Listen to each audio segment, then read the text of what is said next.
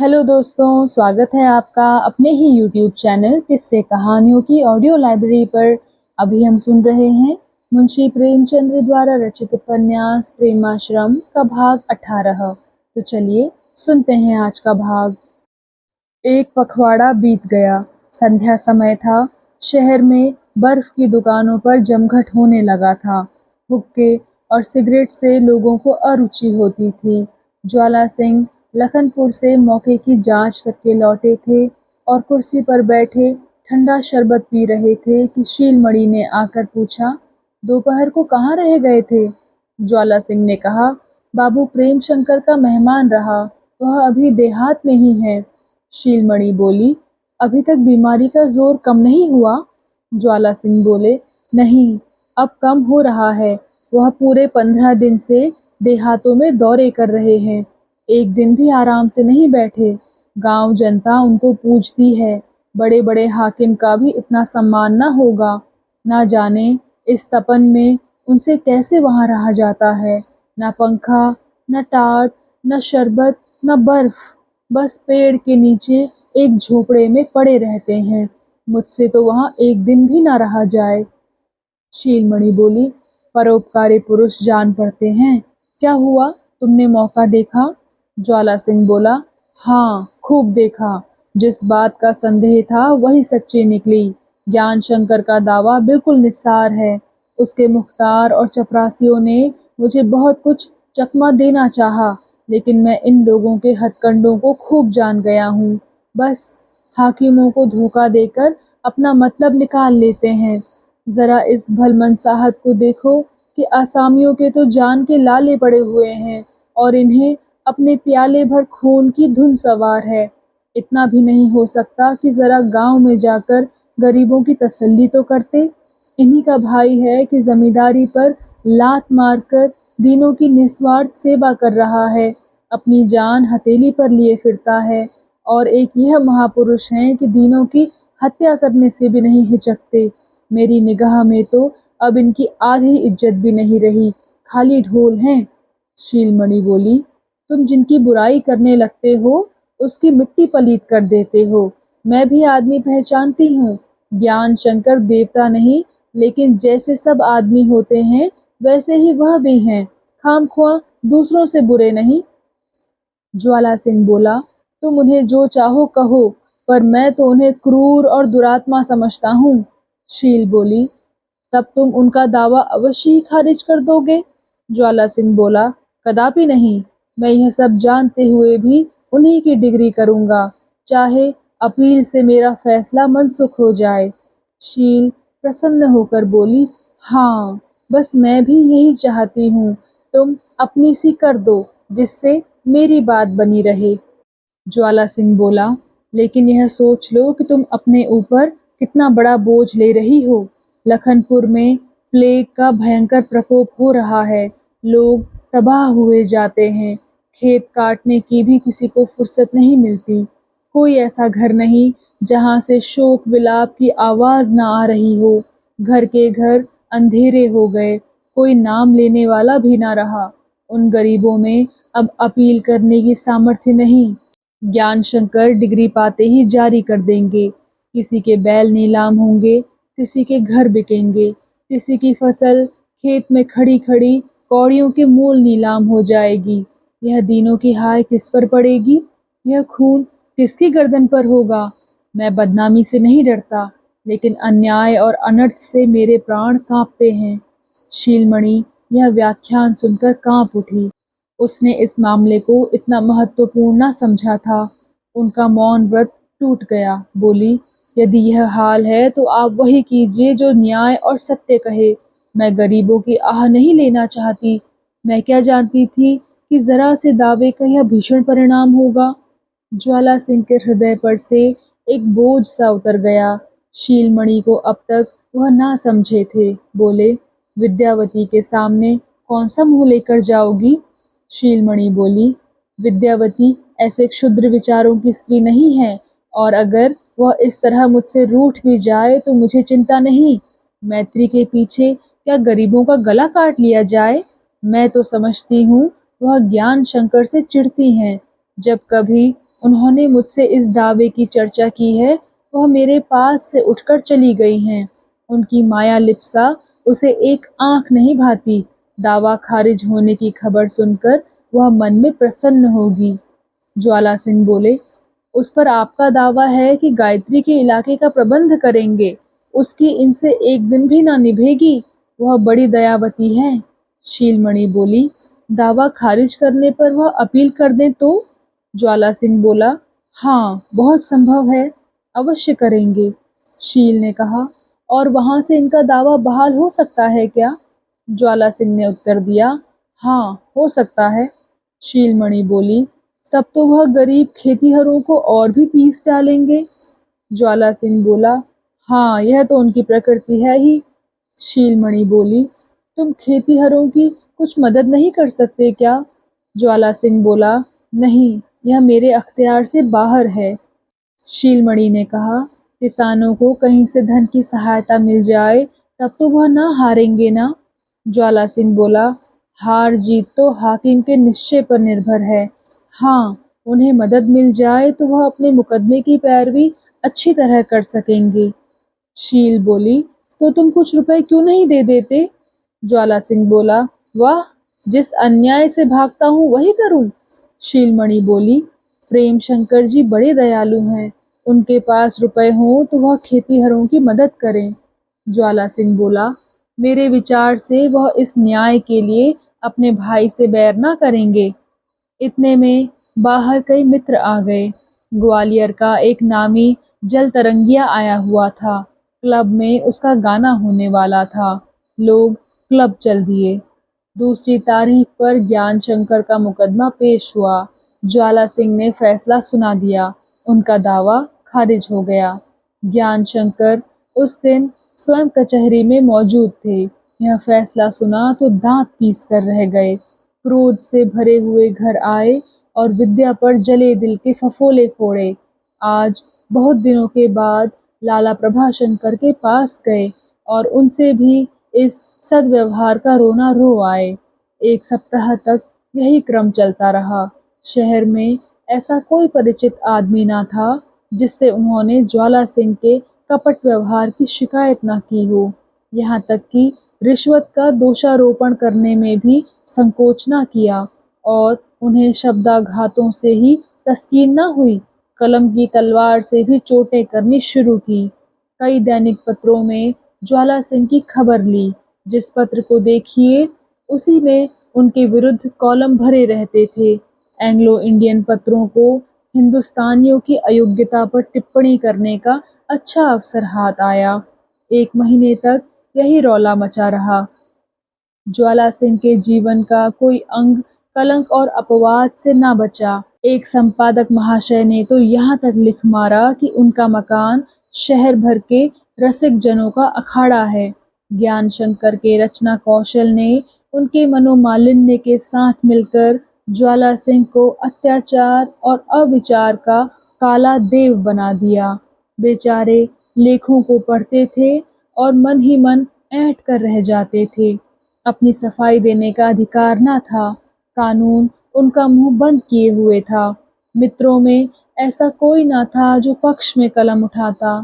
पत्रों में मिथ्यावादिता पर कुड़-कुड़ कर रह जाते थे, जो सत्यासत्य का निर्णय किए बिना अधिकारियों पर छींटे उड़ाने में ही अपना गौरव समझते थे। घर से निकलना मुश्किल हो गया। शहर में जहाँ देखिए यही चर्चा थी। लोग उन्हें आते जाते देखकर खुले शब्दों में उनका उपहास करते थे। अफसरों की निगाह भी बदल गई। जिलाधीश से मिलने गए, उसने कहला भेजा, मुझे फुर्सत नहीं है।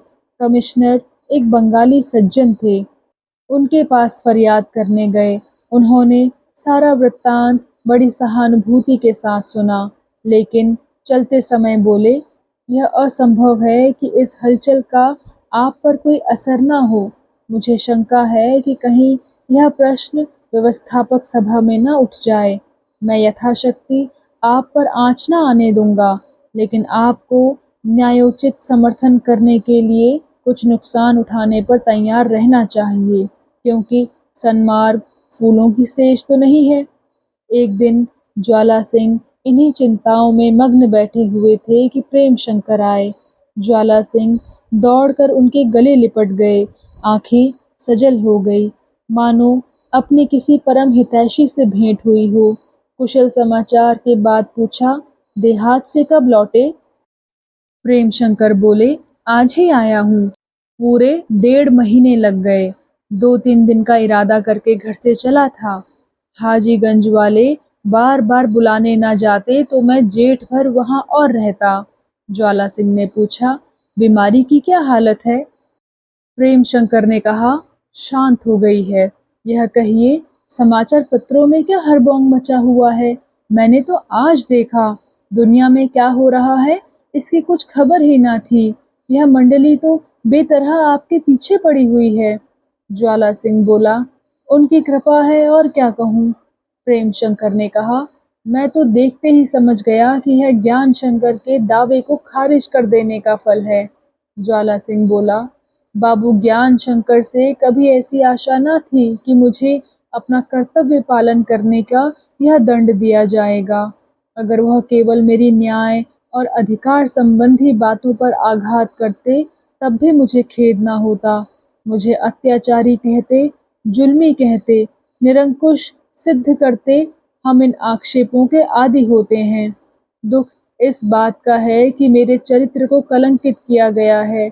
मुझे अगर किसी बात का घमंड है तो यह अपने आचरण का है। मेरे कितने ही रसिक मित्र मुझे बैरागी कहकर चिढ़ाते हैं। यहाँ मैं कभी थिएटर देखने नहीं गया, कभी मेला तमाशा तक नहीं देखा। बाबू ज्ञान शंकर इस बात से भली भांति परिचित हैं, लेकिन मुझे सारे शहर के छैलों का नेता बनाने में उन्हें लेश मात्र भी संकोच न हुआ। इन आक्षेपों से मुझे इतना दुख हुआ है कि उसे प्रकट नहीं कर सकता। कई बार मेरी इच्छा हुई कि विष खा लूं। आपसे मेरा परिचय बहुत थोड़ा है, लेकिन मालूम नहीं क्यों जी चाहता है आपके सामने हृदय निकाल कर रख दूं। मैंने कई बार जहर खाने का इरादा किया, किंतु यह सोचकर कि कदाचित इससे इन आक्षेपों की पुष्टि हो जाएगी, रुक गया।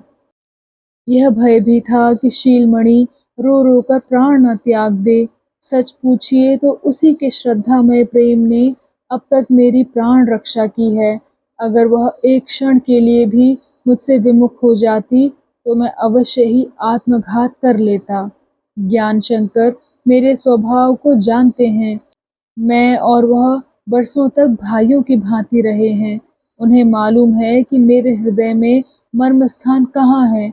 इसी स्थान को उन्होंने अपनी कलम से बेधा और मेरी आत्मा को सदा के लिए निर्बल बना दिया। प्रेम शंकर बोले, मैं तो आपको यही सलाह दूंगा कि इन पत्रों पर मानहानि का अभियोग चलाइए।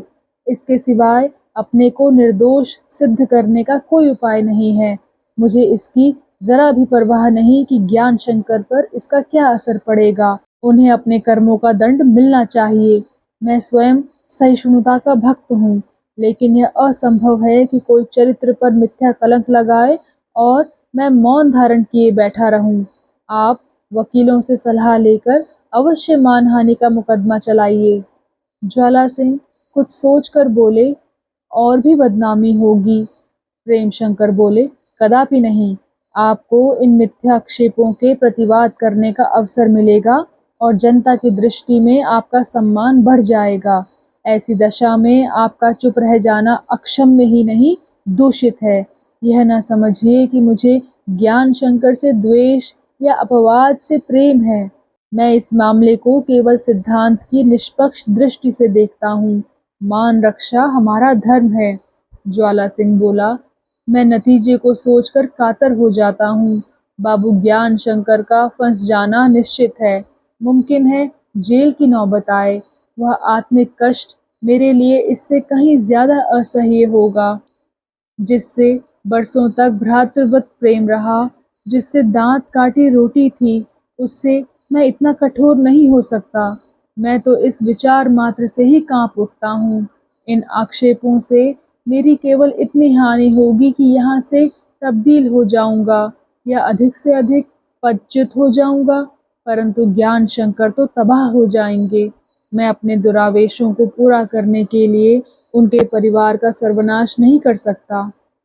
प्रेम शंकर ने ज्वाला सिंह को श्रद्धापूर्ण नेत्रों से देखा। इस आत्मोत्सर्ग के सामने उनका सिर झुक गया, हृदय सदनुराग से परिपूर्ण हो गया।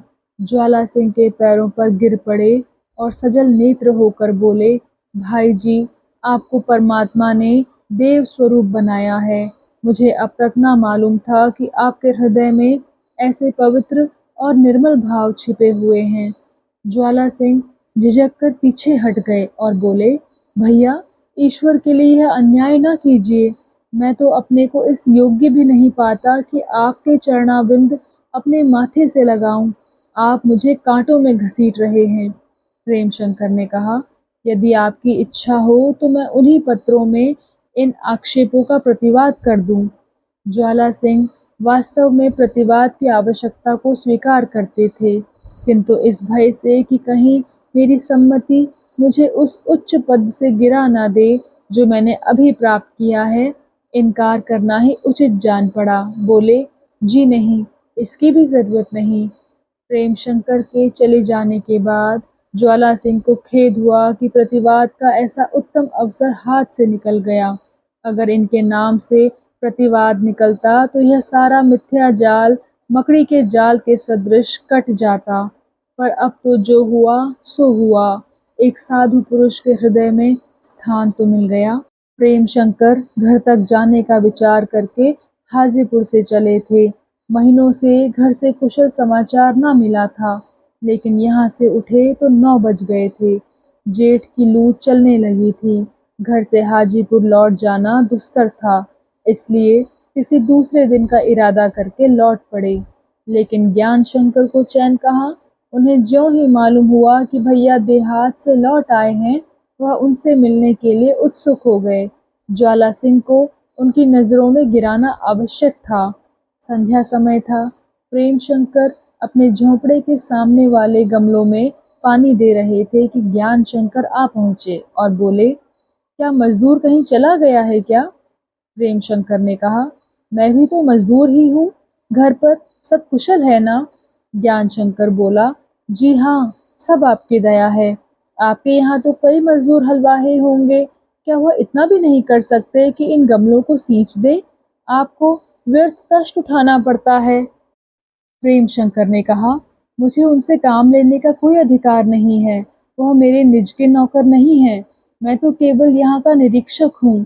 और फिर मैंने अमेरिका में तो हाथों से बर्तन धोए हैं, होटलों की मेजें साफ की हैं, सड़कों पर झाड़ू दी है। यहाँ आकर मैं कोई और तो नहीं हो गया। मैंने यहाँ कोई खिदमतगार नहीं रखा है। अपना सब काम स्वयं कर लेता हूँ। ज्ञान शंकर बोला, तब तो आपने हद कर दी। क्या मैं पूछ सकता हूँ कि आप क्यों अपनी आत्मा को इतना कष्ट देते हैं? प्रेम शंकर ने कहा, मुझे कोई कष्ट नहीं होता। हाँ, इसके विरुद्ध आचरण करने में अलबत्ता कष्ट होगा। मेरी आदत ही ऐसी पड़ गई है। ज्ञान शंकर बोला, यह तो आप मानते हैं कि आत्मिक उन्नति की भिन्न भिन्न कक्षाएं होती हैं। प्रेम शंकर ने कहा, मैंने इस विषय में कभी विचार नहीं किया और ना अपना कोई सिद्धांत स्थिर कर सकता हूँ। उस मुकदमे की अपील अभी दायर की या नहीं? ज्ञान शंकर बोला, जी हाँ, दायर कर दी। आपने ज्वाला सिंह की सज्जनता देखी? यह महाशय मेरे बनाए हुए हैं। मैंने ही इन्हें रट रटा के किसी तरह बीए कराया। अपना हर्ज करता था, पर पहले इनकी कठिनाइयों को दूर कर देता था। इस नेकी का इन्होंने यह बदला दिया। ऐसा कृतज्ञ मनुष्य मैंने नहीं देखा। प्रेम शंकर बोले, पत्रों में उनके विरुद्ध जो लेख छपे थे वह तुम्ही ने लिखे थे ना? ज्ञान शंकर बोला, जी हाँ। जब वह मेरे साथ ऐसा व्यवहार करते हैं तब मैं क्यों उनसे रियायत रखूं? प्रेम शंकर ने कहा, तुम्हारा व्यवहार बिल्कुल न्याय विरुद्ध था। उन्होंने जो कुछ किया न्याय समझकर किया। उनका उद्देश्य तुम्हें नुकसान पहुंचाना न था।